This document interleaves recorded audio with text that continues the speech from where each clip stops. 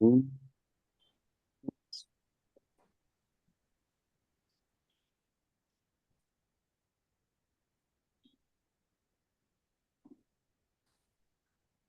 Om Sahana Bhavatu Sahanam Bhunaktu Sah Veeryam Karavavahai Tejasvinavadhitamastu ma vidvishavahai. Om Shanti Shanti Shanti. Om Namo Bhagavate Vaivasvataaya Mrityave Brahma Vidyacharya Nachiketase cha.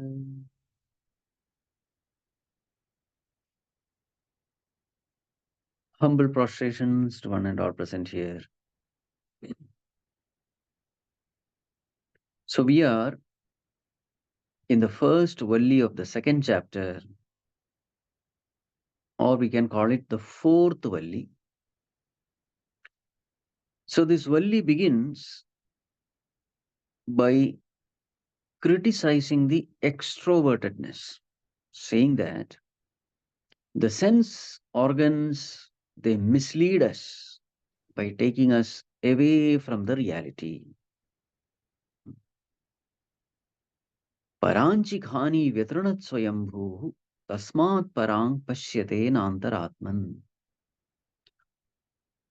Kaschid dhiraha pratyagatmanamaikshat. So it is said there that very, very rare few people, they don't follow the senses. Instead, they look within and finally they attain immortality. All those people who believe in the senses and who believe in the knowledge given by these senses. So here Yamaraj says, all such people fall into my trap. I have set a trap throughout the world. Such people who live their life based on their senses, they fall into my trap.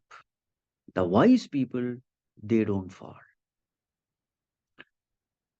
So then it is said, what happens to the person who looks within? How does their journey go? So it is said, when that person looks within, that person comes to know of this consciousness of awareness, that consciousness because of which we are able to perceive everything, that consciousness which is ever there at the background. So when I am seeing something in the light of consciousness, I am seeing. Ena rupam rasam gandham shabdan sparshanscha maithunan etenaiva vijanati kimatra parishishyate. Whatever I see in the light of that consciousness. Whatever I hear, whatever I touch, smell, taste, all these sense experiences happen in the light of consciousness. The wise people pay attention to that consciousness. Hmm.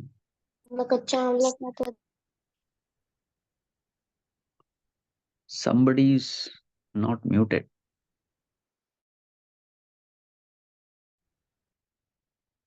Huh.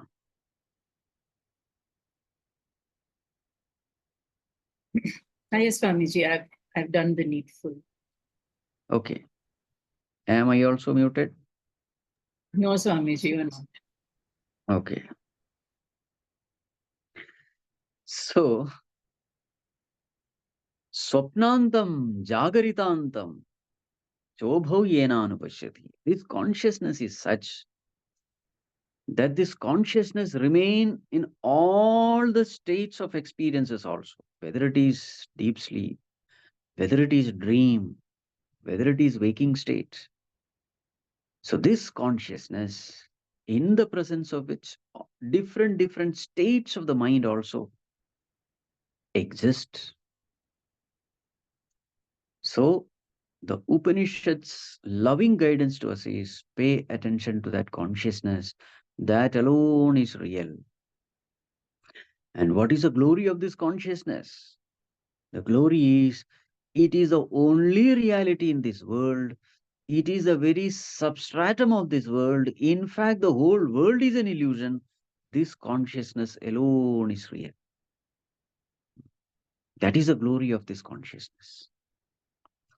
So, not only that it is the essence in us, it is the very essence of the whole world also.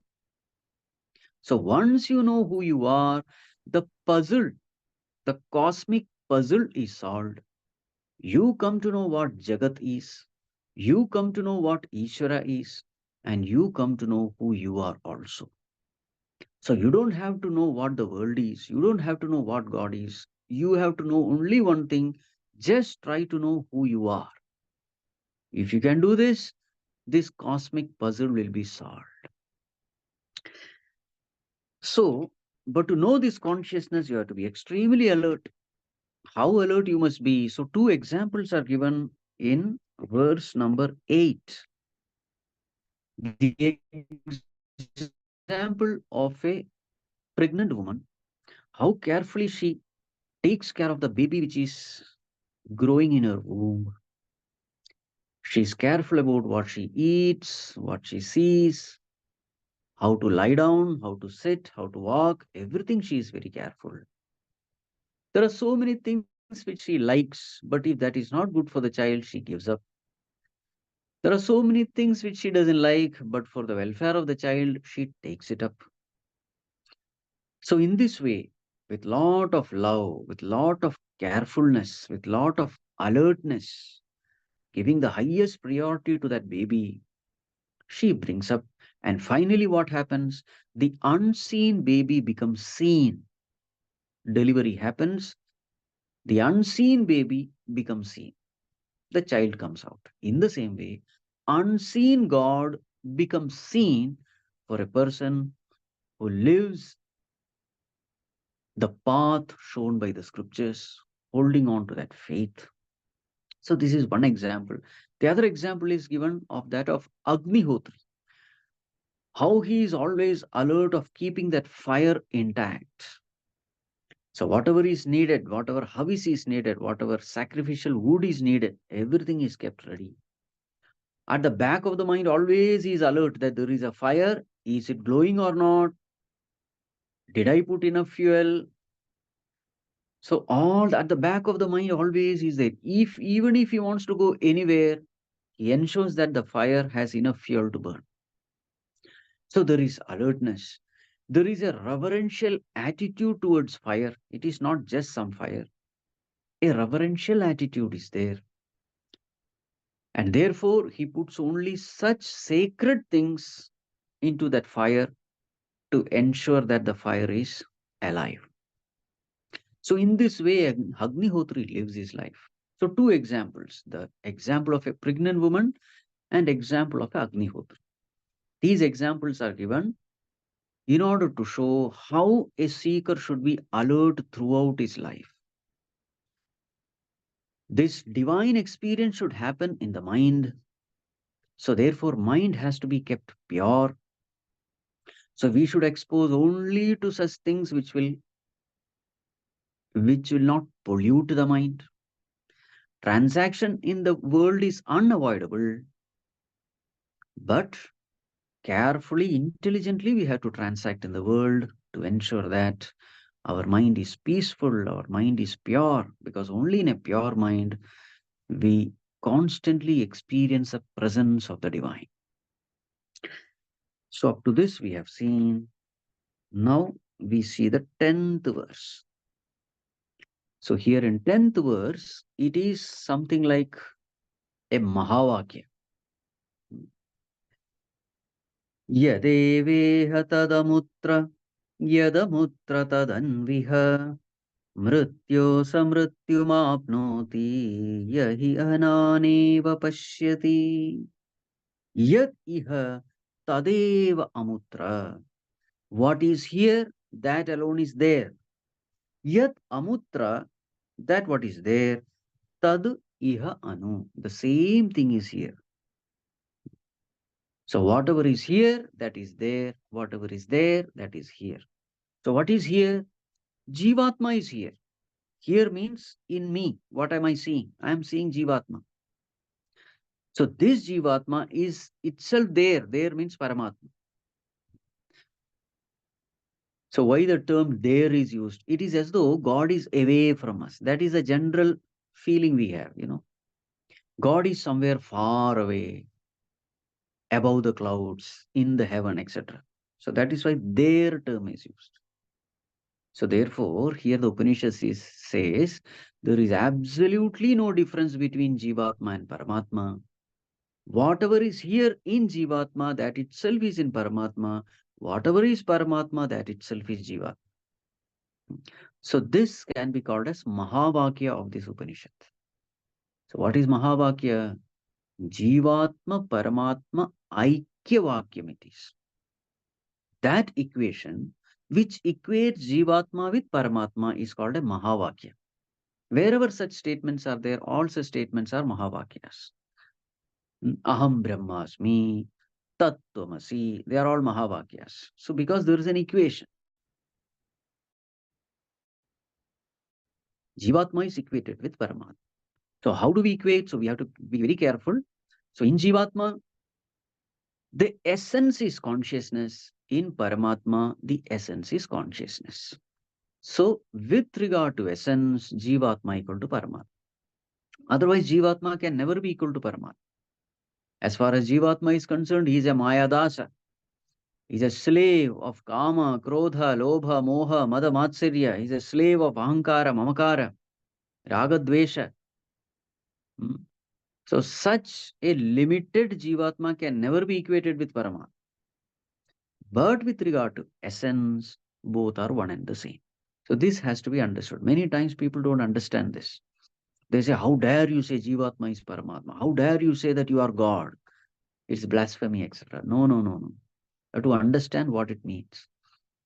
We are not saying with respect to the body. With respect to body, nobody can be God. Nobody. It is all with respect to the essence in us. The essence is the same. Just like wave equal to ocean. In what way wave equal to ocean? The essence of wave is water. The essence of ocean is water. So with regard to essence, both are one. This way we have to understand. So now, do we have any option with regard to this knowledge? Is this knowledge optional or mandatory? So here the statement made is Mrityo samrutyum apnoti. Such a person will go from death to death. Yaiha nana iva pashyati. A person who has not gained this knowledge, a person who has a vision of plurality, who says that this person is different, that person is different, this being is different, that animal is different, different, different, different, different. That is called as nana iva pashyati. Such a person who sees difference, such a person who is stuck in only the physical body, such a person who is not able to penetrate the physical body and is not able to see the essence in all beings, such a person who thinks that he also is body and everybody else is also body only, a person who is not able to go beyond the body identification, such a person goes from death to death. So, see the force of this line. Here it is not said birth to birth. It is said death to death. Death to death means what? He is born only to die. Hmm. Which means that if you want to continue your suffering, continue to ignore this knowledge. If you want to put an end to your suffering, then you have no choice but to gain this knowledge. To give that impact, that usage is used. Mrityo samrityum apnoti. Not only in this verse, next verse also the same usage is applied. Verse number 11, page number 221. मनसैवेदमाप्तव्यं नेह नानास्ति किञ्चन मृत्यो समृत्युं गच्छति य इह नानेव पश्यति. Yes, this great reality, manasa eva idam aptavyam. This great reality should be known through the mind alone. Hmm. Which reality? Na iha na nasti kinchana. This great reality, this great truth about this world, that there is no plurality, there is only one. Just like in the ocean, there is only one. There can be waves, there can be foam, froth, and this and that, but essentially there is only one water. In the same way, whatever we see in this world, there is essentially only consciousness. This great truth, how to gain this knowledge? So here it is said, Manasa eva idam aptavyam. This knowledge has to be gained by the mind alone. Now here a question may come. It is earlier said that with the mind you cannot know this truth. You cannot know this truth by the senses, by the mind, by the intellect. But now here it is said, with the mind alone you must know this truth. So what does it mean? So here what it means is, only in a quietened mind this truth is known. When the mind is quiet, this truth is known. So therefore, there is a role for the mind also to know this truth. What is the role? It has to become quiet. Hmm. That is the role of the mind. So here, Bhagavan Shankaracharya says, Samskritena manasa, a mind which is purified. How the mind should be purified? Acharya Agama Samskritena manasa. A mind which is purified through the scriptures, through the teachings of a guru of the scriptures, through the lessons of the scriptures taught by a guru when the mind becomes pure, through righteous living when the mind becomes pure, through such a pure mind alone, this truth can be gained. Because only a purified mind can be quietened, and only in a quietened mind, this truth can be gained. What happens if this knowledge is ignored? The same line is repeated. Mrityo samrityam gacchati yaiha naneva pashyati. That person goes from death to death. So twice this is repeated to indicate that there is no other way for us to escape the miseries of this world. So therefore, give the highest importance to this knowledge, self-knowledge. To emphasize this, twice it is repeated. Now, we go to the next verse number 12, page number 223. Angushtamatra purushah madhya atmani tishtati ईशानो भूतभव्यस्य न ततो vijugupsate. So what is the nature of this Atma, this self which we are supposed to know? Madhye Atmani tishtati. It resides in the center of our being. It resides in our heart. And what is the size? So here it is said, Angushta Matra Purusha. Matra means a measure. Angushta means a thumb.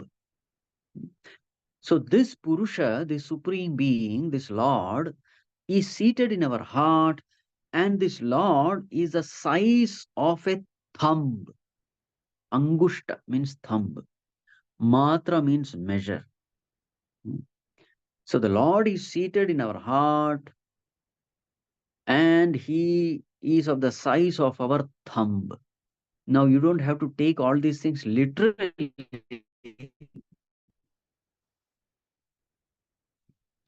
It is something like this. You see, if you make a fist, then if you put your thumb inside it, so it is something like that. Our heart is like that fist, and inside that fist, the thumb is there. So to indicate that Lord is seated in our heart, such usage is there. Or another reason maybe thumb is one of the very small measures in the Vedic times. They used to have measurements based on the body parts, like for example, size of the palm or size till the elbow. These are the different measuring scales used in those times. And this Angushta is the smallest unit. So maybe The Upanishad is trying to say that this truth is very subtle, is a very small, hmm, it's a very subtle truth. That Lord is very subtle, and therefore the mind has to be equally subtle to experience this truth. This could be another reason why such a usage is given. Angushta matra purusha. Hmm. So this Lord is residing in our heart, but don't think that this Lord is limited only to the heart. Who is he? Ishanaha bhuta bhavyasya. Bhuta and bhavya. Bhuta means past. Bhavya means future. So this Lord is the Lord of the past and future. Hmm. Ishano bhuta bhavyasya. He is the Lord of time. Natato vijugupsate. The person who knows this, there is no vijugupsa. There is no hatred towards anyone. Vijigupsa can have two meanings. One is fear. That person becomes absolutely fearless. A person who has known this truth, that he is none other than consciousness and not the body, such a person becomes absolutely fearless of death. This can be one meaning. Second meaning is Vijigupsa means hatred. Such a person cannot hate anyone. How much ever the enemy is crooked and wicked, how much ever another person harms me, I just cannot hate that person because I cannot but see my own essence in that person. Exactly like when I bite my tongue, the teeth have bitten my tongue, but I cannot hate my teeth because the teeth also is me, the tongue also is me. So, in the same way, that person just cannot hate anyone. This is the glory of this knowledge. He cannot but love everyone. Hmm. That thought continues. Verse number 13, page number 225. Angushtamatras purushah ज्योतिरिवा धूमकः ईशानो भूतभव्यस्य स एव अद्य स उष्वः एतत् वै तत्.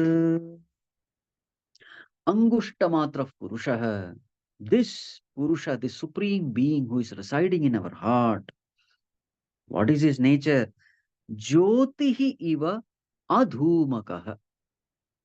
So it is like a light which has no dhuma. Dhuma means smoke. It is like a smokeless light. So consciousness is described as a smokeless light. Hmm. So the point is, smokeless means it is free from all defects. This consciousness is free from all defects. Hmm.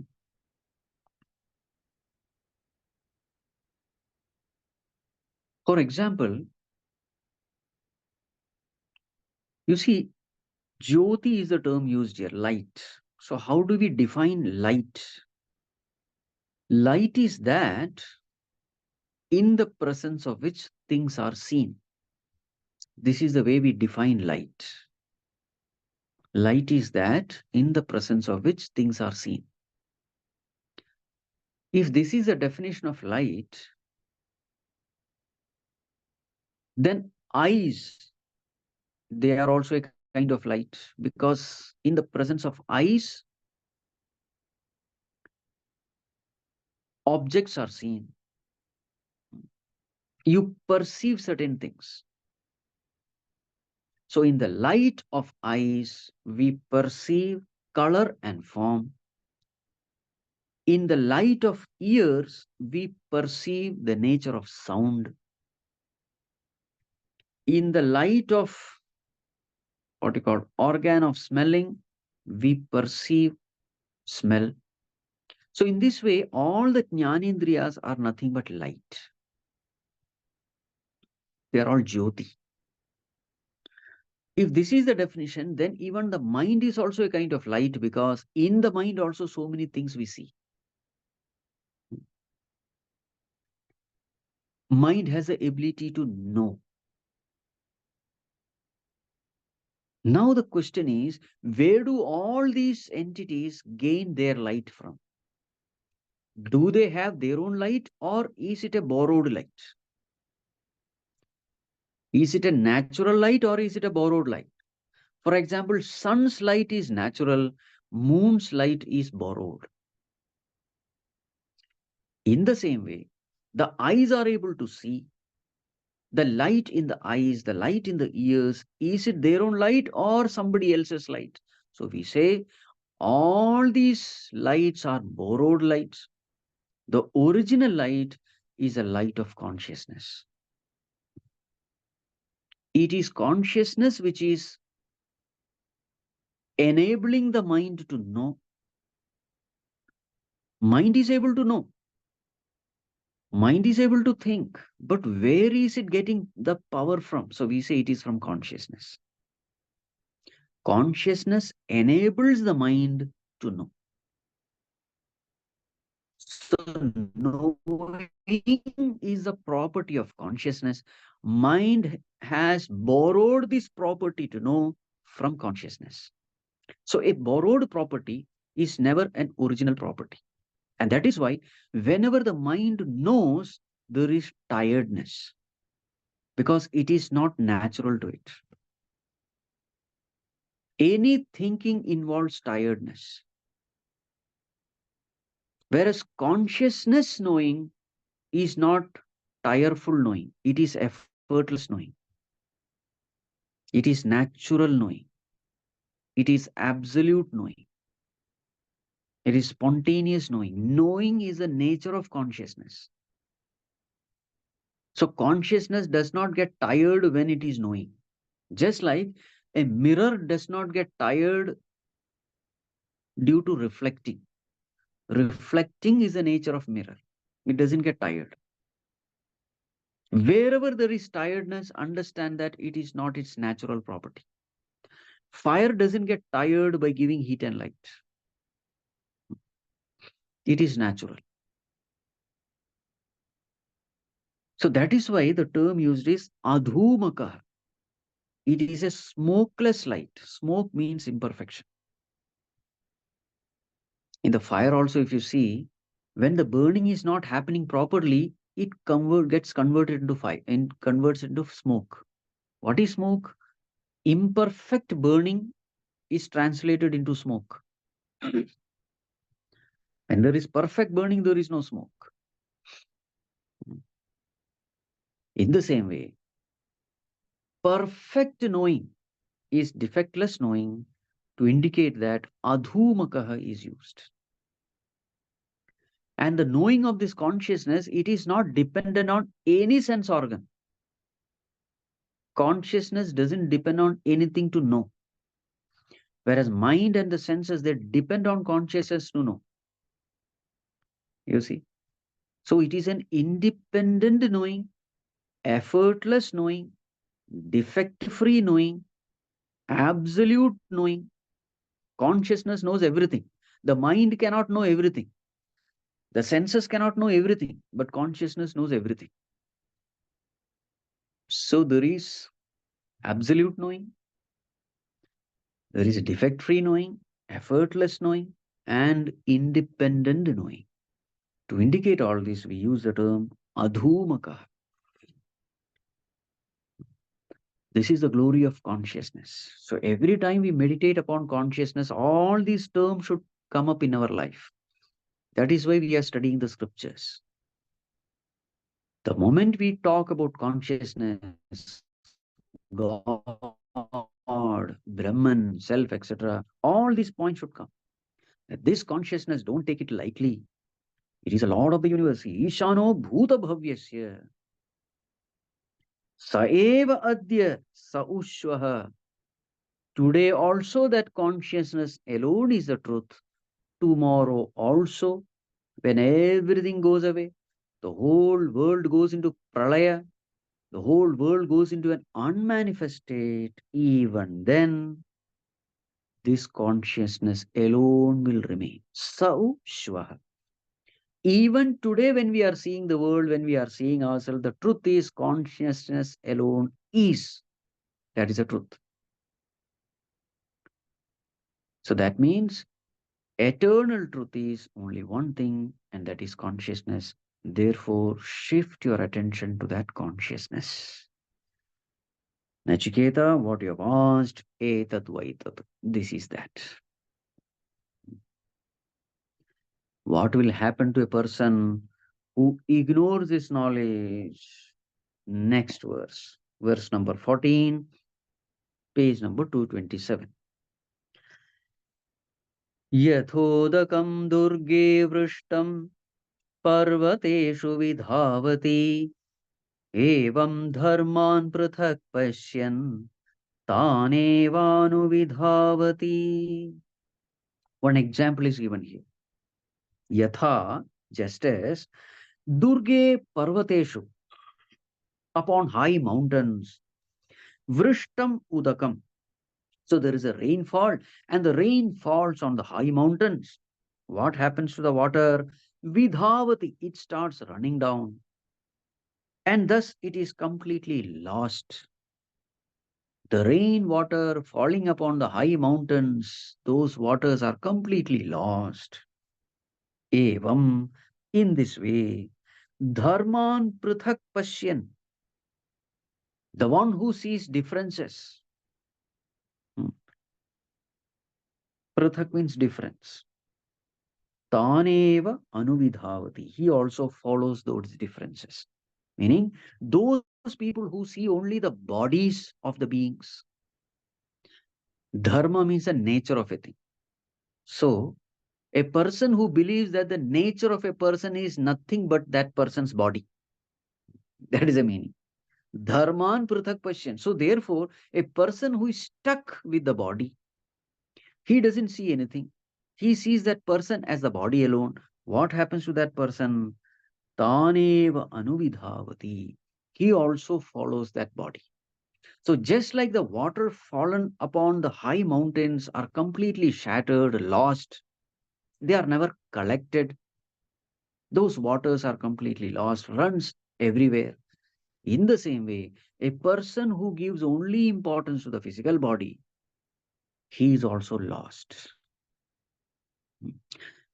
All the efforts that person has put while living, all his efforts are lost. And now this is a very beautiful example. You see, rainwater is same whether it is in the ocean or it is upon the mountains. Rainwater is the same. It is the same rain which is falling. The ocean collects the water,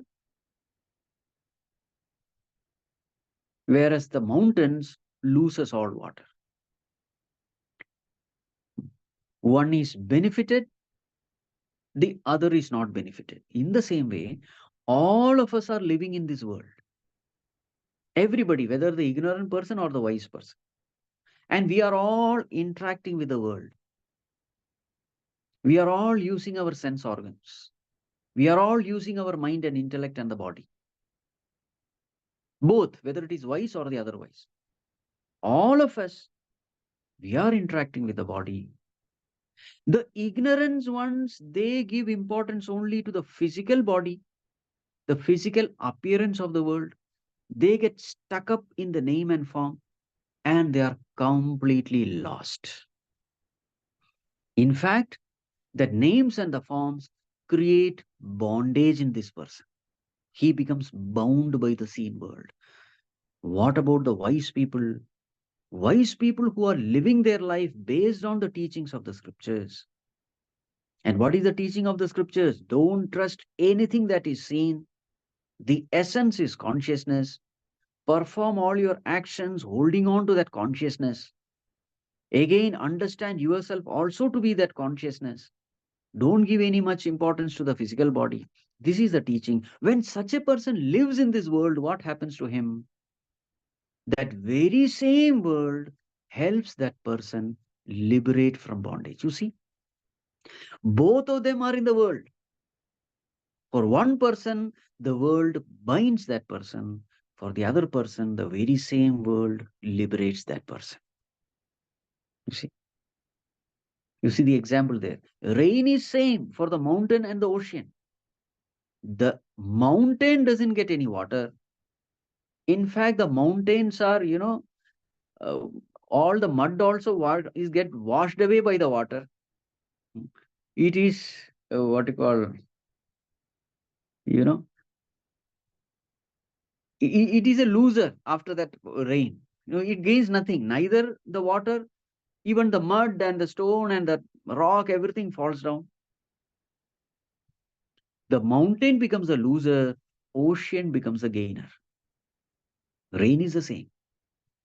In the same way, a person who is living in this world with knowledge, a person who is living in this world without knowledge, there is a huge difference.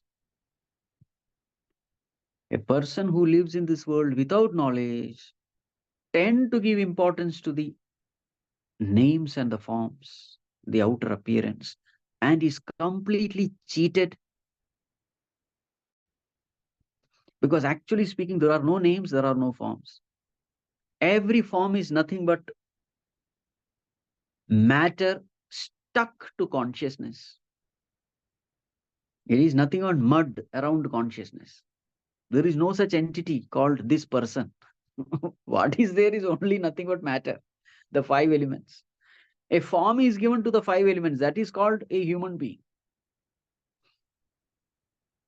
Hmm. There is no entity. The only entity, the only essence in that entity is consciousness. So when you ignore that consciousness and live, you are a loser. Just like that mountain. Heavy rain is there, but that mountain is not able to make use of that rain. Now, another example is given for the wise people. What happens to them? Verse number 15, page number 229, the last verse of this worldly. Yathodakam shuddhe shuddham आसिक्तं तादृगेव भवति एवं मुनेर्विजानतः आत्मा bhavati gautama. So what happens to a person who lives his life based on this knowledge? Yatha, just as shuddham udakam, pure water, shuddhe asiktam, when put in pure water, when the pure water, say in a pot, is poured into a river whose water is also pure, what happens? Tadrugeva bhavati. The pure water merges with that pure water, because both are nothing but water. Both of them are pure. So easy merging happens. In the same way, evam vijanataha munehe atma. In the same way, this enlightened person's atma, the self. So Muni means contemplative person, Mananashilavan. So a person who contemplates upon the self, he comes to know that his self is nothing but Sachidananda, the pure consciousness. And then he comes to know that, oh, the world is also nothing but pure consciousness. So then he merges his self in the totality. The individuality is also Sachidananda, the totality is also Sachidananda. When Sachidananda merges with Sachidananda, what happens? An easy merging happens, just like the pure water in the pot merging with the pure water in the river. There is no difficulty at all.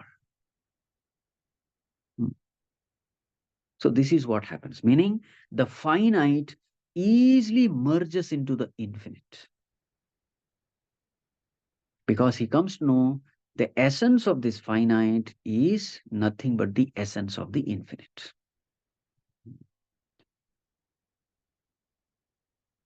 See, it is something like this. Noise plus silence, what remains? Noise remains. Noise plus silence equal to noise. Silence plus silence equal to silence. In the same way, noisy ego plus silent God equal to noisy ego. And that is what we are experiencing now. All the time, noise, noise, noise.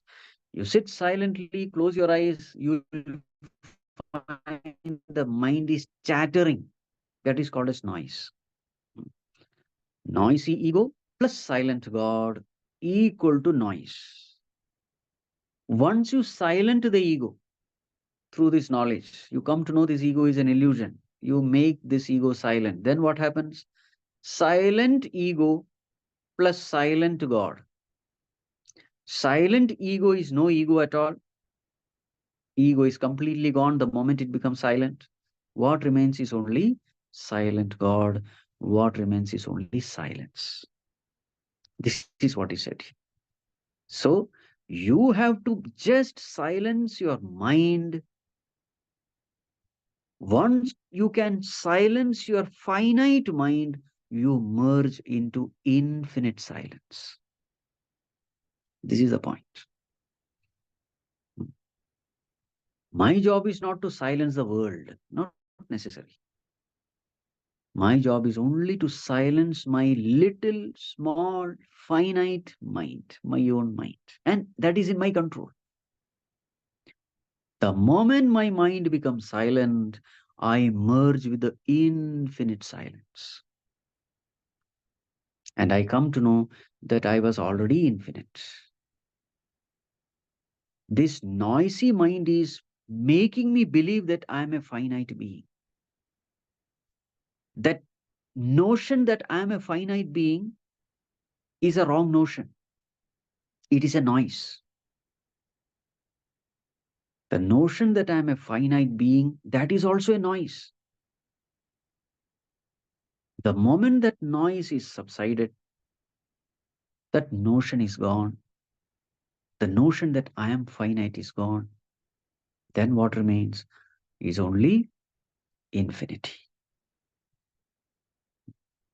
So this is what happens when we give importance to this knowledge, when we start practicing this knowledge. So this journey of spirituality, as I have mentioned earlier, it is from darkness to light, from ignorance to knowledge, from illusion to reality, from finitude to infinity, from imperfection to perfection, from mortality to immortality. That is the glory of this knowledge. So therefore, the scripture, the Shruti Mata is saying, never ignore this knowledge.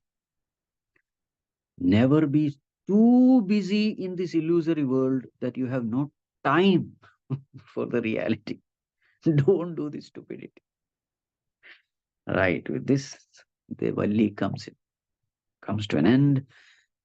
Next class, we will take up the next Valli, the second Valli of the second chapter. Right. Now we can have some questions.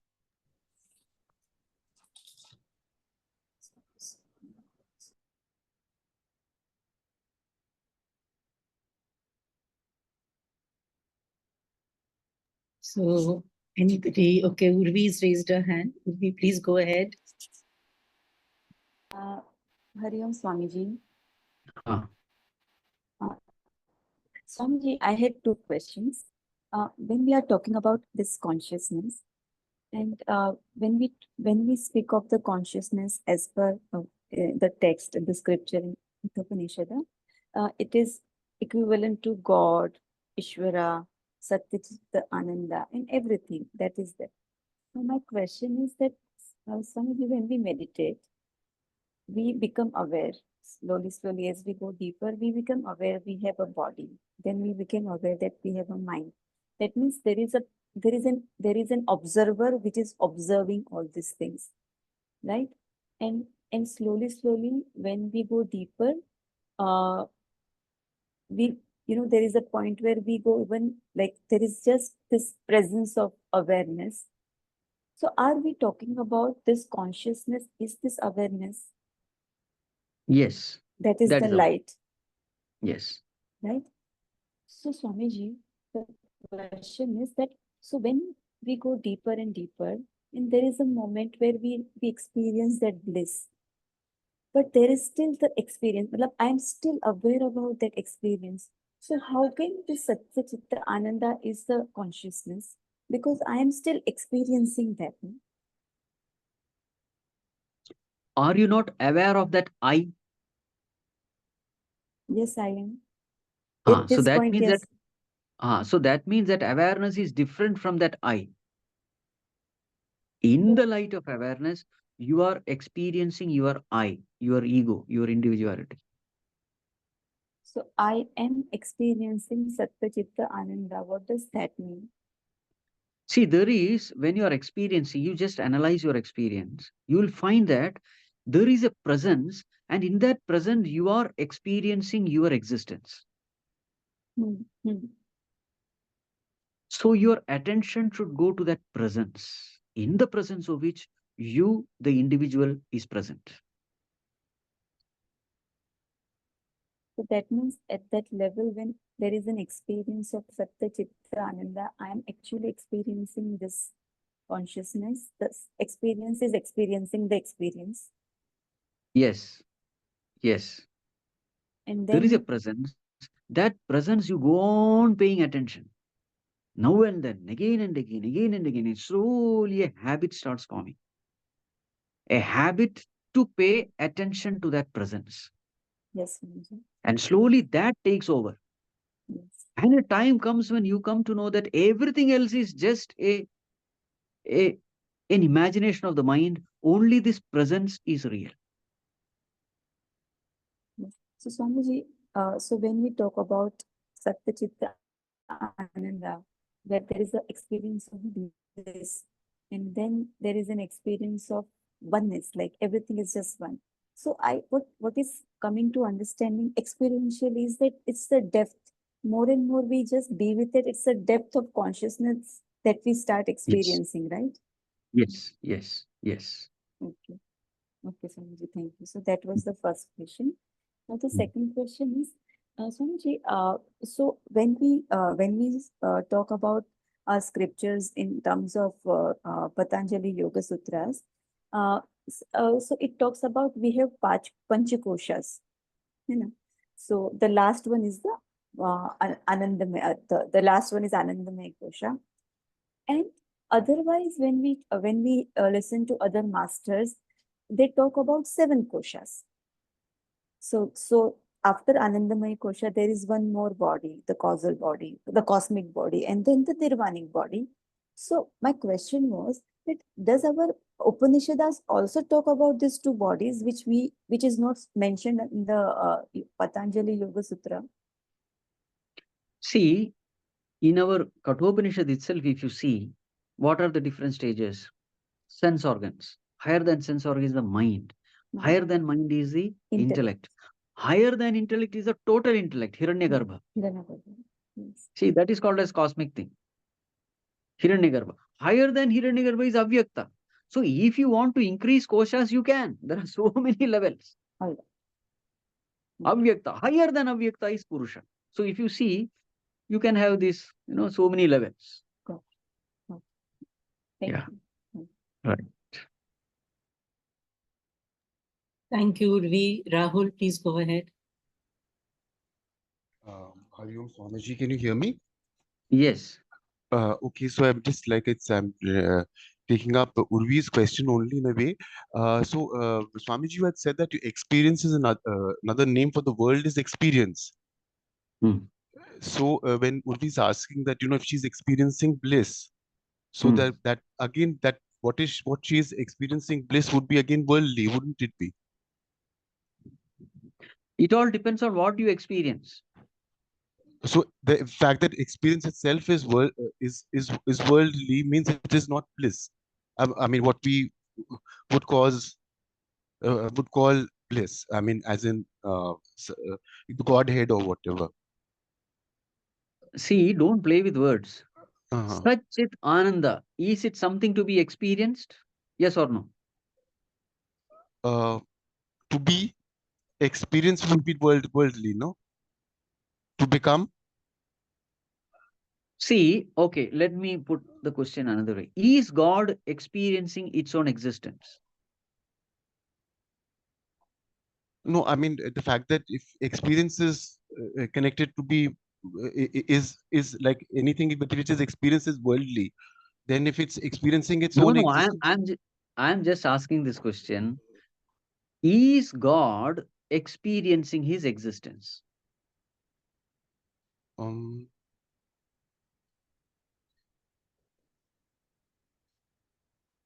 I can't answer that. The answer is simple. Yes. Okay. We suppose he is not experiencing his existence. That means he is non-existent. Mm-hmm. Mm-hmm. Mm-hmm. See, don't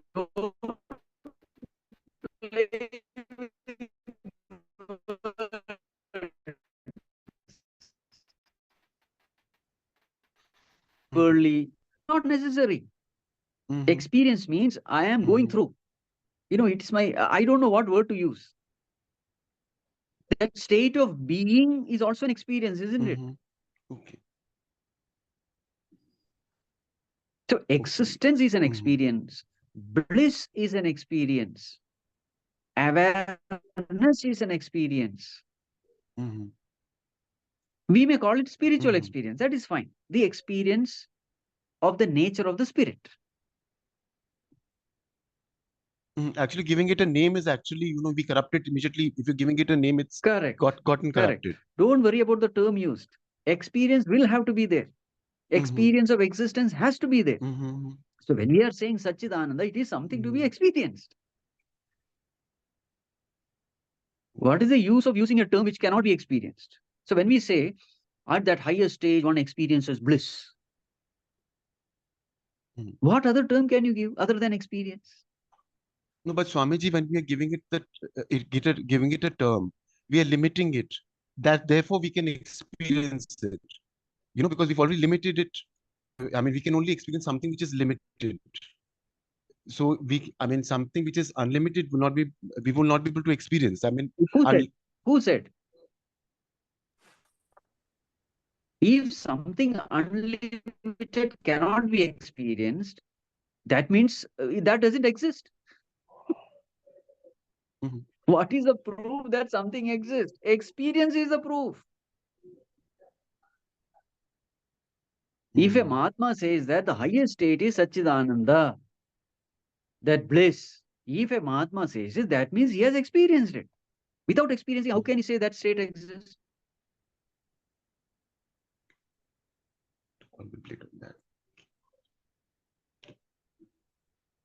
A Mahatma says liberation is possible. Without experiencing liberation, how can he say that liberation exists? Experience is everything.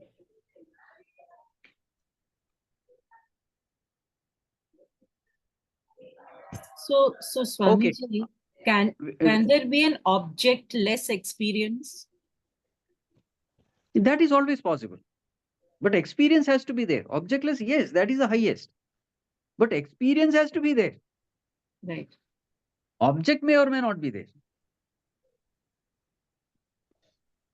Okay. See the waking state. When the dreamer awakes to the that waking is an experience or not? Yes. Of course, you experience it, therefore you come to know that the whole dream was unreal. Because you are experiencing waking, you come to know dream was unreal. Without experience, how will you know? But Swamiji, like even the waking state is unreal, no? So we are actually experiencing it from the limited kind of a thing, like I mean, this itself is unreal, and we are experiencing another unreal thing from the state of No, unreality. from the state of experiencing the reality, you come to know the experience of unreal was unreal. Unreal becomes unreal only through the experience of the real. Experience of the waking makes you feel that yes, this is real and the dream was unreal. And when you are dreaming, that dream was real. But that reality became unreality through the experience of a higher reality. Experience is a must. The whole of spirituality is all about experience, not gathering information. When we read books, we gather information. So getting to the state of say the self, I mean, so it's basically we're getting into. I mean, it's a state of reality, but then all the other things, all the other states appear to be dreamlike, or they don't exist anymore. See, the more and more you're holding on, more and more you start experiencing the real, the more and more other things starts appearing unreal. So See, they Swamiji, are all different grades of reality. Yes, so Swamiji, is it fair to say that when the experiencer is no longer there to experience, then that is the state of actually liberation? Now see, if experiencer is not there, then what is he experiencing? Nothing. He's Then who is there. experiencing? So we can't experience. So the world is there. Huh. The world is there, but the experiencer has stopped experiencing the world. Will that be a state of, let us say, kind of liberation? When you are there, but you're not experiencing. Experiencing. So the experiencer and the experienced is not in any way connected or attached. I mean, I'm just trying to get at the state of being, I mean, people who say that they've experienced, let us say, kind of liberation, they are there in the physical body, but Yes. we have stopped experiencing. So the attachment to the experienced is broken. The experiencer disappears. The experiencer as an ego disappears. Correct. Yeah, as an ego disappears. So the world is there, but he is not experiencing the world as providing him anything. See, So that would be the state of being, let us say, liberated. You see what happens from dream to waking. If you can explain it in one line, it is my identity has changed. Correct. When I go from dream to waking, earlier I thought I was a dreamer. Now that dreamer is no more there, waker is there.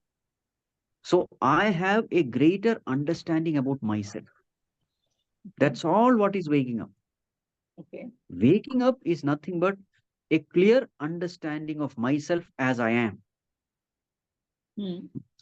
So when I say the experiencer is no more there, the experiencer who is at the lower, that lower is not there, the higher has awakened. So higher is there.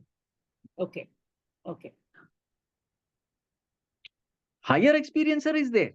Right. In the light of higher knowledge, the lower experience has dissolved or disappeared. Right. Experiencer continues, because otherwise who is experiencing Sat? Sat is something to be experienced. Existence is something to be experienced. Bliss is something to be experienced. So the self with the small s is not there. The self Yes. with the capital S has arrived. Yes. Now, generally, we don't use the term experience because that is my nature. Existence is my nature. I don't say I'm experiencing in existence. So generally, when we say experiencing something, that is something different from me, which I'm experiencing. That is a Rudhi meaning of experience. Right. That which is my own nature, I don't say I experience. Like I don't say fire is experiencing heat. We don't say that. Right. Right. So in the same way, I need not say I experience existence because existence is my nature. Right. So that is why this term experience is generally avoided. So when I become bliss itself, I will not say that I am experiencing bliss. That's what you're saying. Exactly. Sugar will not say I'm experiencing sweetness. So the fire and heat become one. Right. It's not different. Correct. It's different. Correct. So would it be right to saying it's being in the state of being, then? That is why that term is used, being. But please understand, being is also knowing. Being is also a kind of experiencing. Correct. True. There is an experience involved there. It is not a complete non-existence, Sunyavada. No. Hmm. Hmm. Hmm. So it is fair to say, Swamiji, that when there is nothing to know, Ah, then you reach a stage, or rather you are not there because there is nothing now to know. Hmm. Till the time I am in Ah. search of something, I still exist. Hmm. But the day Yes. the search stops, Hmm. then I do not need to exist. I exist in myself. I am aware of myself. I alone am. That I alone am is that state. That Correct. state of. Yeah, that's the state. So, It is not a state of non-experience. No, I am experiencing myself. That experience is there. It is not total, void. yeah, actually, in the Upanishad, they give the diagram of the koshas. So there Hmm. is the Annamaya, Manumaya, Vijnanamaya, the koshas, and then beyond the Anandamaya, they write Atma. Yes. So you have to go beyond the experience of even Anandamaya kosha, Sachitanand ke experience se pare. Then you will become that non-existent self with a capital S. Hmm. Am I right? But Swami? Swamiji, they also say that the void Ah. is what contains everything. So Correct. even if it's a void, it's not something. I don't think it's something which is negative. Negative nahi ho sakta. See, There's nothing it negative. is a state of fullness where I alone am. Right. With respect to anything other than me, yes, it is a void because there is nothing other than me. So that is it seems complicated, but it is simple. It's But very, then- very simple. Yes. Right. Yeah, it seems complicated to our mind, but actually it is very simple. And that is why I guess it is so difficult for an enlightened person to explain what he is feeling. Because maybe there are no words to explain this. So it's Correct. subtlest in its nature. Yeah. Correct. Okay, any more questions? This is a topic that is very interesting and fascinating. So, thank you, Swamiji. Swamiji, how many classes are there still? Can you tell us, please? I think How many classes? How many classes left? 4 or 5? Shakuntala? Correct. We have 5 more classes. 5 more classes left. Okay. And 2 valleys left. 2 valleys left. Okay. So Swamiji, please start thinking about once this class gets over, what else would you like to teach us? We are ready. I So- think I have taught everything. There is nothing new to teach now. Now it Swami, will be only sir, repetition. But The we other don't want to Upanishad leave is- you. Swamiji, but we don't want to leave you. So now you will have to create something to teach us. So any other Upanishad, I mean, there are many, of course, but which Upanishad do you feel we should be taking forward? Maybe we can take Mundakopanishad. Yes, okay. So let's finish the 5 classes and then let's prepare for the next Upanishad. Yes. Are we all open to this, continuing learning? Yes, ma'am. Okay, great. Absolutely. Any more questions left? Yes, ma'am. I just wanted one. Hanji, Hanji. Huh. Ma'am, like how do we transcend pain? Sorry, how do we transcend Like pain? if I'm suffering pain, because pain is also an experience. And the Jivatma is experiencing the pain, and so the Paramatma is suffering with me. And I want to merge into the Paramatma. And I'm even as yet I'm going through a very bad phase of a lot of pain and whatever. And I have a lot of knowledge through all these, with so many classes and sessions. But then why am I not being able to why do I experience so much of, like, I want to move beyond this. And just now, like Swamiji said, that it's just matter stuck to the consciousness. And I'm sure my ego is creating all that pain. But then I want to transcend this thing. How do I transcend pain, this experience, and move into and merge into consciousness? Because I'm totally confused. Amma, I'll give you a very practical example. Just surrender unto God. All your suffering is because of the ego. Every time, keep on repeating this. I am nothing. I know nothing. I have nothing. I can do nothing. The more and more you face your ego, the more and more you will find peace of mind. It's a very practical solution I'm giving you. If you find all this consciousness and all those things very complicated, just surrender unto God with a simple faith that God is taking care of everything. Whatever is happening to me, it is beautifully planned by God for my own welfare. He loves me infinitely. He is all the time paying attention to me. He is all the time guiding me. He knows everything about me. And whatever is happening to me is planned by Him. If this again and again you keep on repeating it, and every time mind is disturbed, you say, Bhagavan, I am nothing. I am a nobody.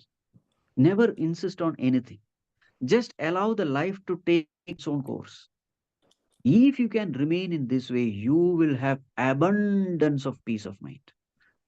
The more you start fighting with things and grumbling and complaining and hey, ऐसे कैसे किया तुमने ऐसे कैसे किया, you will mess up your life. As I said, noisy ego plus silent God equal to noisy ego. That is that noise you are experiencing. Become silent.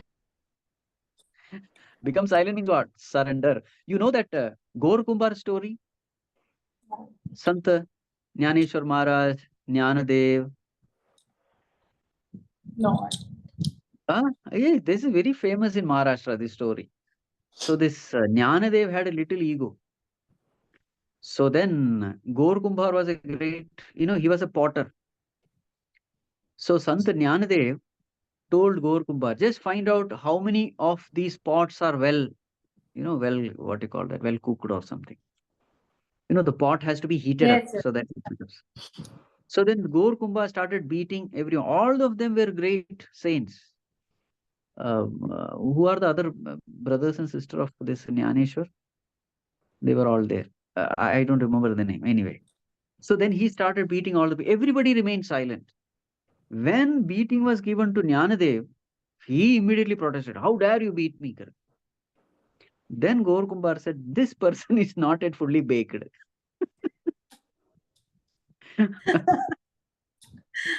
I'm Then still in finally the against. oven. I'm still in the oven.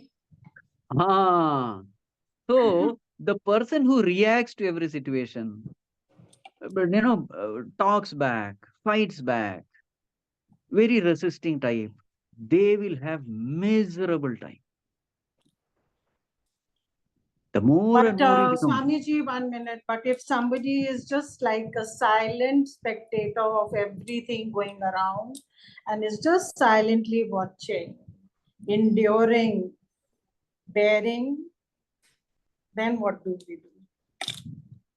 If And I'm somebody means, bearing, are you the person? Are you or somebody else?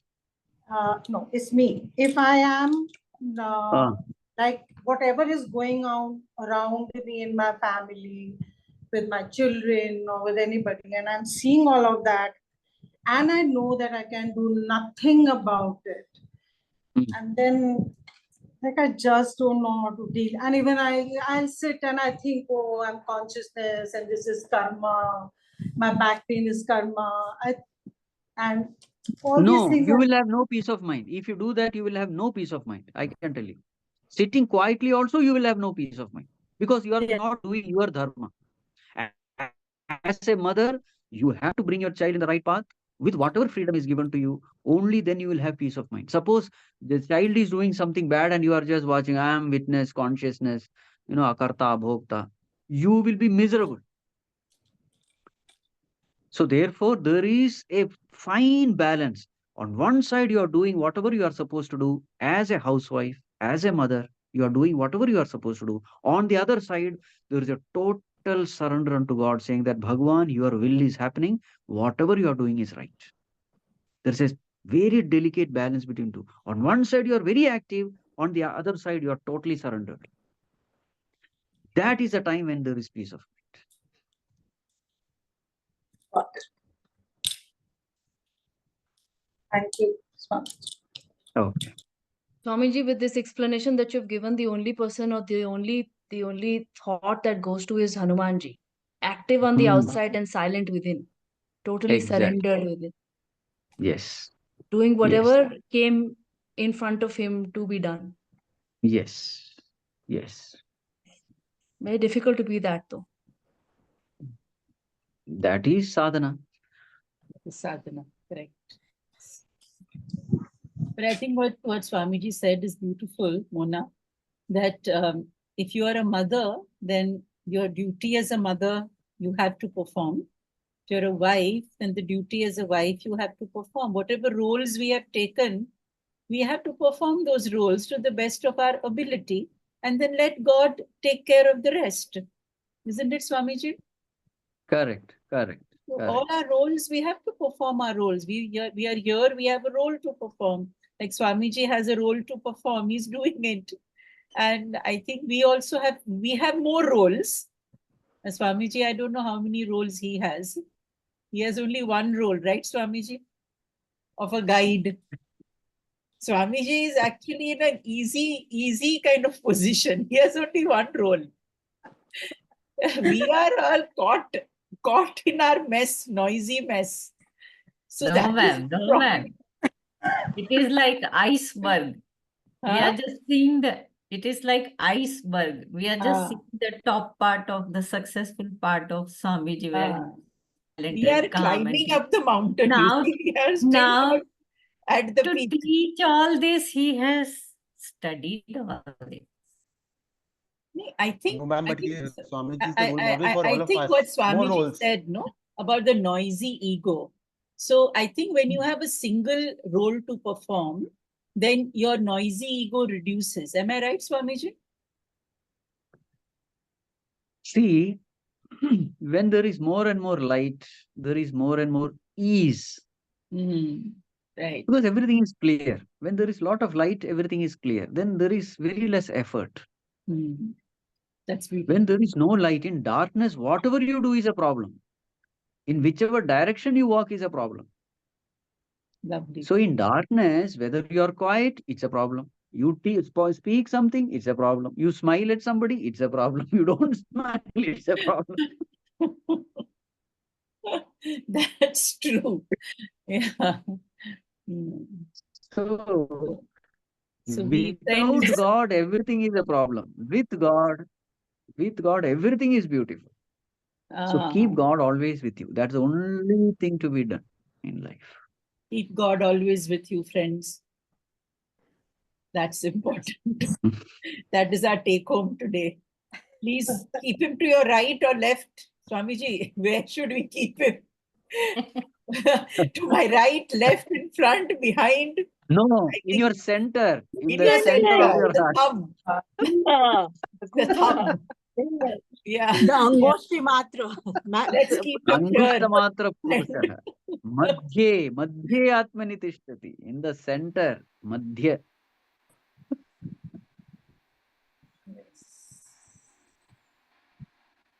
Thank you, everyone, for being here, and let's continue our journey with Swamiji. Thank you, Swamiji. Thank you. Let us end with our shloka. Thank you. Thank you, everybody. Thank you, Swamiji. Om Sarve Bhavantu Sukhinah.